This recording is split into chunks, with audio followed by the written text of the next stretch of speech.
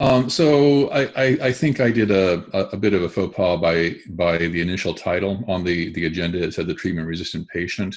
I am going to talk a little bit about the how psychiatry tends to choose bad phrases, and I think it's not the patients that are treatment-resistant. It's us who are inadequately skilled. So the official title of this presentation is going to be treatment resistance in the schizophrenias.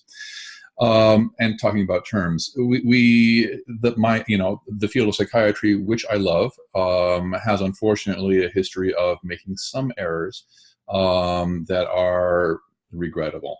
One of them, actually, a recurring problem with the field is its choice of terms. I could make an entire lecture on that, but this would be an example of the terms treatment resistance or treatment refractory.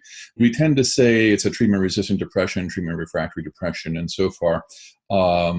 As a way, we intend to describe the nature of the illness. It's not responding to the treatment that we think ought to work. But this leads very easily to, treatment-resistant patient. And even if you say, you, dear patient, have treatment-resistant or treatment-refractory depression, that is a kind of demoralizing message because clearly it says, my illness is refractory, non-responsive, bad, awful. And I feel there's a risk also to clinicians when we put somebody into a category of treatment resistant that we may give up. Well, this is a resistant illness, and so what can you do? So on the other hand, I think it's a little bit premature to declare any diagnosis resistant to treatment. As I said, the problem was not with the disease. The problem is with us. We don't, we have too simplistic of a view of illness and the power of our medications. So I would prefer to say this illness doesn't respond to this category of drug. And for example, just to illustrate why psychiatry is a little bit special, lots of illnesses in the rest of medicine could be labeled treatment resistant, but we never label them as such. Pneumonia responds beautifully well to penicillin about 70 to 80% of the time, yet we never label as treatment resistant those cases of pneumonia that don't respond to penicillin. We simply assume that there's some other etiology besides gram-positive bacteria that is at play. And I would hope as eventually as we acquire more knowledge in psychiatry and we come to appreciate that there are multiple etiologies to the schizophrenia syndrome, that we will simply say this appears not to be a dopamine psychosis. This is we should look for other neurotransmitter systems, and the most likely culprit would be glutamate in that scenario. But so I jumped ahead, but yeah, as I was saying, I would propose just for thought that that we can stop calling this treatment-resistant schizophrenia and simply rename it dopamine-resistant or dopamine antagonist non-responsive psychosis. That's a mouthful. The simple way to describe it would say that this person has probably a non-dopamine psychosis. The potential advantages of labeling a so-called treatment-resistant case as a probable non-dopamine psychosis is that it helps to frame the mind to move to therapeutic trials that don't recapitulate failed strategies, which in the case of treatment-resistant schizophrenia would involve the strategy of blocking dopamine receptor. A bit for some convenience, I will probably make reference to treatment-resistant or treatment-refractory schizophrenia during this talk. The term itself has a little fuzziness around it. There are different definitions as to what exactly constitutes a case of treatment resistance or treatment non-response. The general consensus among scientists is that we would call a case of schizophrenia treatment resistant if it fails to respond meaningfully to at least 2 adequately dosed therapeutic trials of medications. And by adequate dosing, we also imply adequate duration of treatment. The prevalence of this entity of schizophrenia is kind of also all over the map. Most data tend to point to some average of around 30%, or 1 in 3 cases of people with schizophrenia will have a treatment-resistant or non-dopamine form of illness. In first episode cohorts, the percentage does seem to appear to be lower. Some estimates suggest that treatment non-response, it may only occur in as few as 10% of people with first episode psychosis, but other estimates say that it may be 20%, or in some cases potentially 30%. In other samples, more aside from specific first episode cohorts, estimates of treatment non-response rise to, in some situations, as high as 50% of cases. So this is a extremely common problem, and I would like to spend the rest of the talk just describing to you a general framework for how to approach treatment resistance. In general, I think you could probably plug in any diagnosis. The flow is the same. In some cases, though, I'll talk about some schizophrenia-specific considerations. Broadly speaking, and very simplistically, when thinking about how to approach the treatment-resistant case, you should assume that either the diagnosis wrong, or the diagnosis is wrong, or the existing treatment is wrong. So it's either the diagnosis or the treatment that's the problem. Speaking more in more fine-grained terms now about what we mean by wrong diagnosis, there are many cases where there are other diagnoses at play which produce symptoms that on first glance got recognized as schizophrenia. So it may be that schizophrenia is not even relevant to the particular case. It's more common, however, that the diagnosis of schizophrenia is valid according to the DSM criteria, but is incomplete. There may be, quite commonly, a significant substance use disorder at play, which then causes psychotic symptoms and creates the appearance of not responding to treatment. In the case of depression, in the treatment-resistant depressions, estimates say that between 50% to 80% of patients with so-called treatment-resistant depression actually have either an outright personality disorder that hadn't been recognized, or significant personality pathology which had been underappreciated. And if you don't treat the coexisting psychiatric condition, the substance use, the anxiety, the personality factors, you have very little hope of getting the kind of results that you and your patient actually desire. So incomplete diagnosis is the most common thing, but wrong diagnosis can occur. An example of, and then I guess on this slide, the last bullet point to look at environmental factors. So in the case of psychosis in particular, we know that psychotic symptoms are exquisitely sensitive to the presence of stress. So any form of environmental stress or psychological distress can cause symptom exacerbation. So when medications are incomplete, then it's certainly worthwhile to do a very close examination of the environment. The other thing, you could then either categorize this as wrong diagnosis or incomplete, is to look for undetected medical comorbidities or medical causes. The figures are actually quite eye-opening. In first episode cohorts, in individuals that have their very first episode of schizophrenia-like psychosis, around between 5 and 12% of those individuals actually have a medical disease which is causing the psychiatric symptoms. And oftentimes those diseases are the more obscure ones, like sarcoidosis or cysticercosis or other sorts of things. We tend not to look very hard for these sorts of things, and I think it's worthwhile to keep in mind that 5%, even if it's as low as 5%, that's 1 in 20 cases on first pass. The prevalence of unrecognized medical disease probably rises significantly when you have a selection effect at play. So let's say of 100 brand new individuals, 5 of them are going to have a medical disease which is causing their psychotic symptoms. That 100 get let's say, Abilify as treatment, and let's say 80 of them will respond. You're left now with your 20 so-called treatment resistant. Whereas in the initial cut, you would have 5% of that sample being with a medical disease.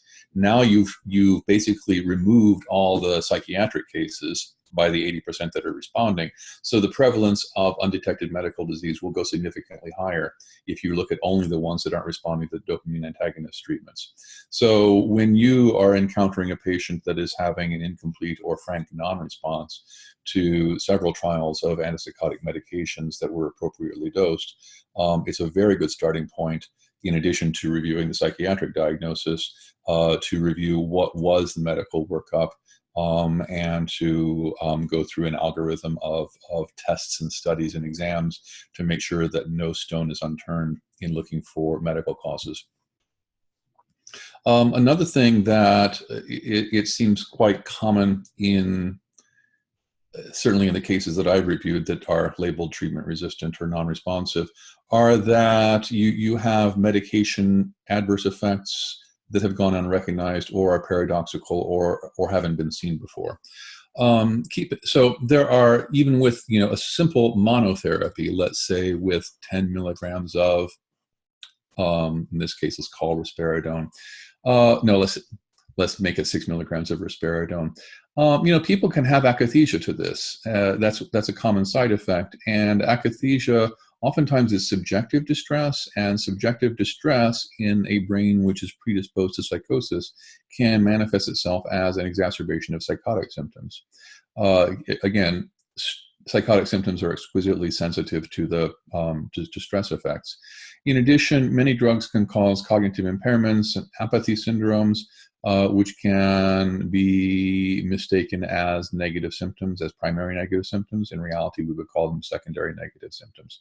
So even with simple pharmacotherapy, you have the risk of having an exacerbation of symptoms which are taken by the clinician as signs of incomplete medication response.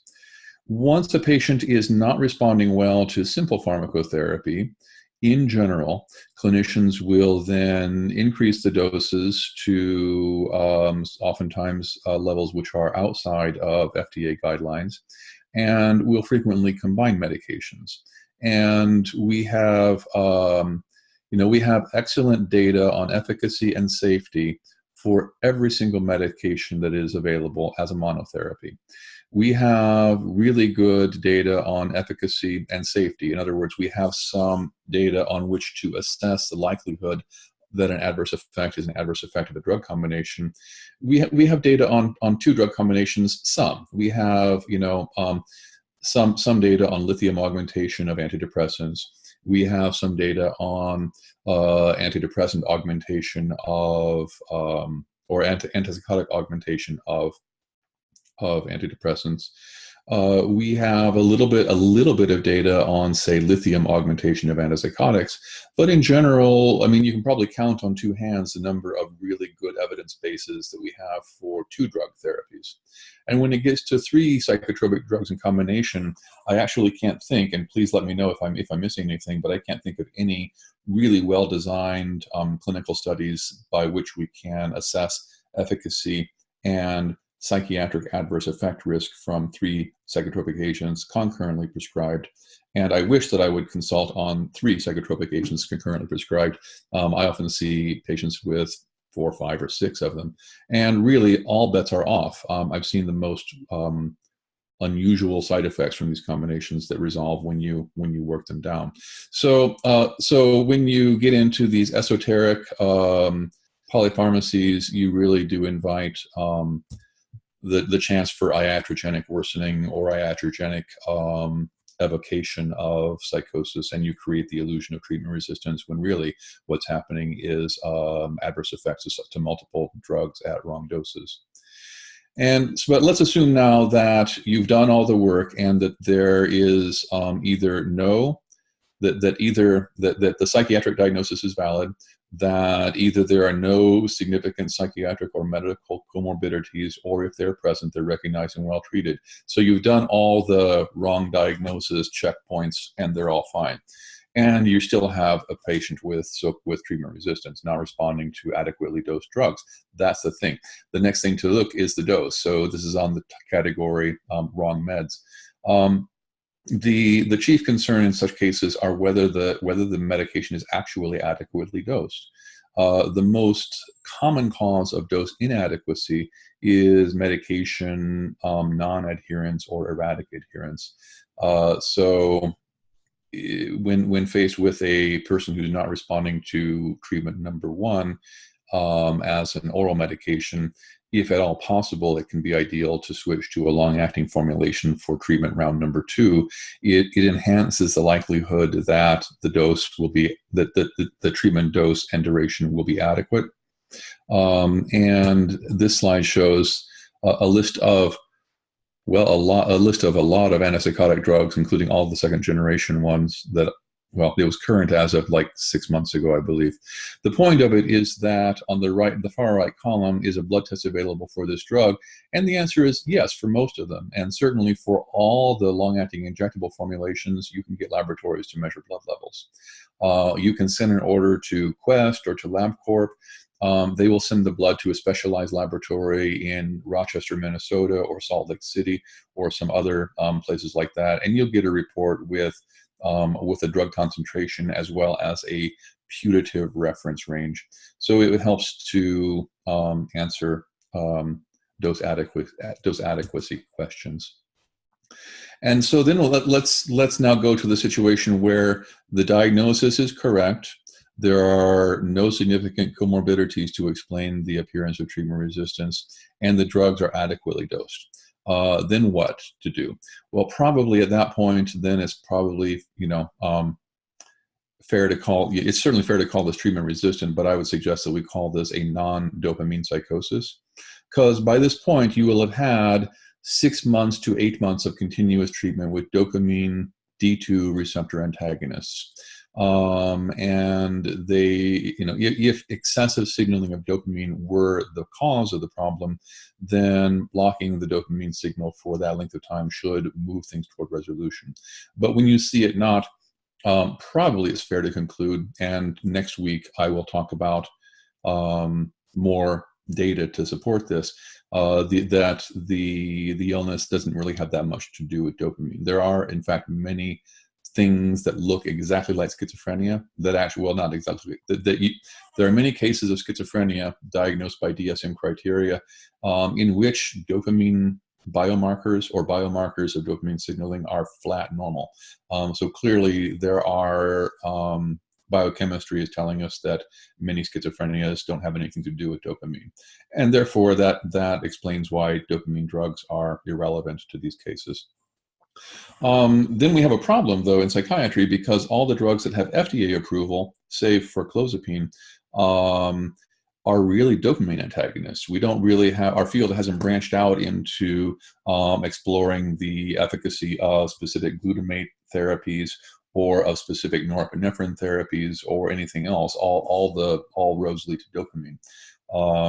But all science is saying that dopamine is not the only player in the game, and we really need to, if we want to use pharmacotherapy, the clinician is going to have to expand the therapeutic trials to include non-dopamine strategies, which can make many clinicians uncomfortable, because then you work into an area of 100% off-label pharmacology.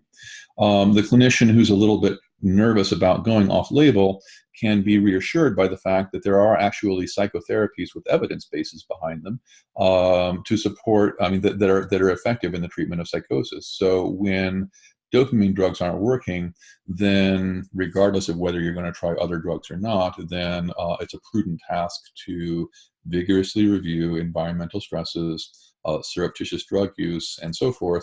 But most importantly, to really emphasize that, dear patient, I think you should be engaged in cognitive behavior therapy,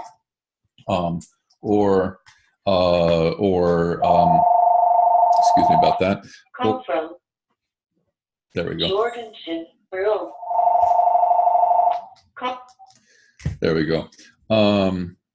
So the patient should be engaged vigorously and seriously in evidence-based therapy, and there's no shortage of those in that would be appropriate for somebody with schizophrenia.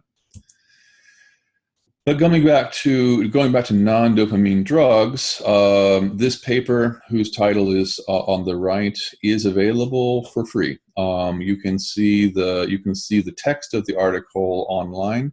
If you register with JAMA Psychiatry for a free account, you can actually download the PDF and see the table that I show you on the left-hand side. This paper was a really incredible piece of work. As the title says, 42 co-treatment strategies have been investigated for efficacy, and each one of these 42 have nothing to do with dopamine. So you have 42 suggestions for non-dopamine strategies. Which one is the first one to try is kind of based upon what specific symptom cluster you're looking to treat, and the strength of the evidence for that symptom cluster, as well as the patient-specific considerations. If you have questions about which drugs to use or something else, this is why we have SE Consult. So feel free to give us a call, schedule a case, and we can help with selecting a medication. Looks like Dr. Pacer is not here, but we had such a case from his panel several weeks ago. Well, actually, it's been an ongoing case, and last we heard, the individual who had been, we'll say, spectacularly treatment resistant for many years was moving in a very good direction when we suggested the addition of minocycline to his medication. So which non-dopamine drug to use requires a little bit of art, and we're here to help with that. I'm not going to spend all the time to review the 42 drugs on this table in this short lecture. And then, if you don't want to go to the things that are more esoteric, then you have to look no further than the FDA approval for clozapine, on label for treatment-resistant schizophrenia, fabulously effective for reducing suicide risk. And this table shows the effect size. Effect size of clozapine on the left is in the blue bar, is about 0.9. For points of reference, an effect size of 0.9 for a psychotropic agent is remarkably high. The effect size of olanzapine or risperidone, for example, is 0.6. The effect size of Prozac for depression is 0.6. So 0.9 is really a big jump. It's on par with the effect size of amphetamine for ADHD. So clozapine is clearly the treatment of choice for the treatment-resistant patient that's bona fide treatment-resistant or bona fide non-dopamine psychosis. We'll talk next week about more clozapine-specific considerations. So to summarize, treatment non-response or medication non-response can signal either wrong diagnosis or wrong treatment. You should go through to make sure that the diagnosis is valid, that there's not some other lurking medical or psychiatric comorbidity. Make efforts to ensure that the dose is actually adequate.